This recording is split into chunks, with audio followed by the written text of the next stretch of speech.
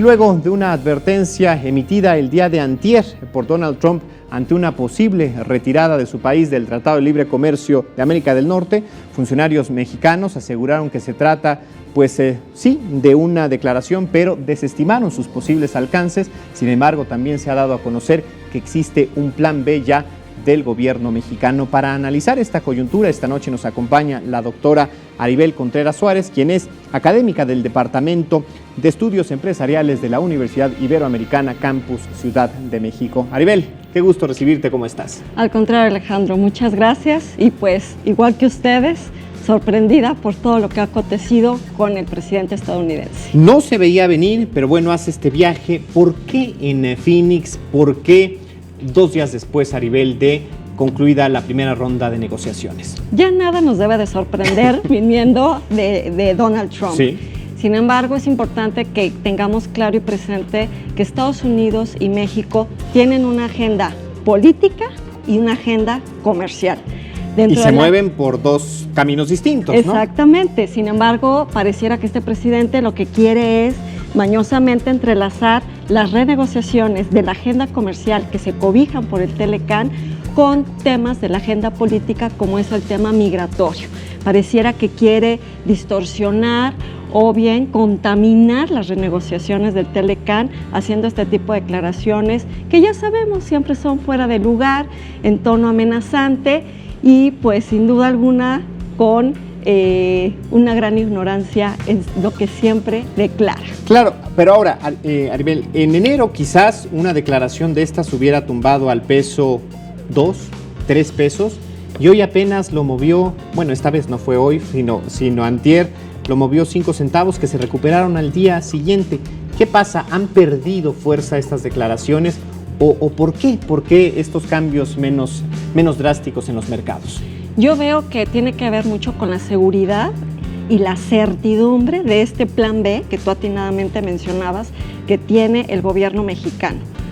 Este plan B no lo han anunciado ellos, Sin embargo, la forma en como yo lo visualizo es que México quedaría cobijado bajo el sistema multilateral de la Organización Mundial del Comercio en un dado caso que Estados Unidos decidiera invocar al artículo 2205 del Telecán, el cual permite que a una de las partes genere lo que le llaman denuncia, es decir, que pueda retirarse del tratado, les comenta a los países por escrito con 6 meses de anticipación que se retira y finalmente a lo mejor piensa Estados Unidos que México quedaría descobijado, pero sorpresa, claro que no.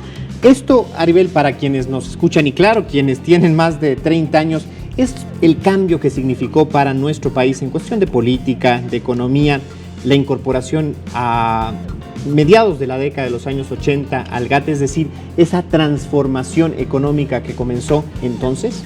Así es, de hecho yo siempre he dicho que un parteaguas para México es cuando México ingresa al GATT en el año de 1986, porque de ahí dejamos el modelo de sustitución de importaciones hacia un modelo de liberalización, lo cual ha permitido que hoy en día México tenga no solo Telecán, sino otros tratados en diferentes zonas geográficas. Son 30 años, 30 años, ¿no? De, vamos a decirlo así, de know-how, de saber cómo hacerlo y buscar alternativas, aunque la fuente hasta ahora principal haya sido el Tratado de Libre Comercio de América del Norte. Exacto, es nuestra base, dado que el 80% de nuestras exportaciones se concentran en el mercado estadounidense, pero insisto, México seguramente su plan B lo tiene en el sentido de que se va a cobijar bajo el sistema multilateral de toda la normativa que tiene la Organización Mundial del Comercio en materia de aranceles, agricultura, propiedad intelectual, normatividad técnica, medidas sanitarias, fitosanitarias, salvaguardas.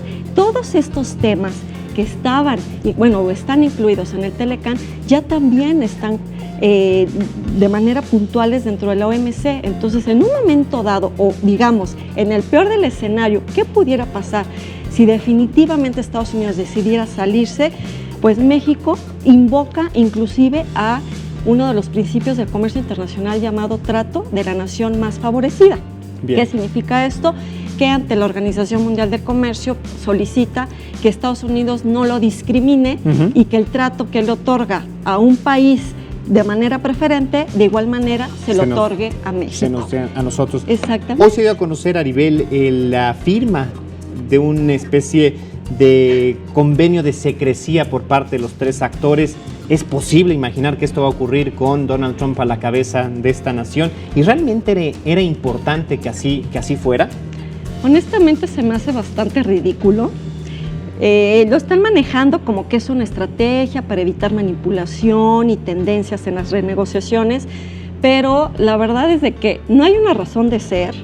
¿Qué más da que los medios y la sociedad civil estemos informados? Es un derecho, y me queda la duda de si entonces también tendrán que firmarlo la comisión de senadores que estuvieron acompañando en la renegociación allá en Washington, que recordemos que el artículo 76, fracción 1, le da la facultad a los senadores de aprobar un tratado, pero no establece que vayan de paseo a una renegociación donde no sabemos qué hicieron, a qué fueron.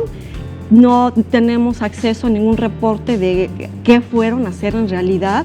Desconozco si saben hablar inglés, dudo mucho que en realidad sean expertos en los temas, pero bueno, pues seguramente también habrá que ver si ellos tendrán que firmar dicho acuerdo. Y actores de todo tipo, ¿no? Pues Aribel, muchísimas gracias por habernos acompañado esta noche y bueno, sin duda alguna es un tema que nos seguirá dando de qué hablar. Faltan 6 rondas de negociaciones y aunque estas terminen, el proceso es largo.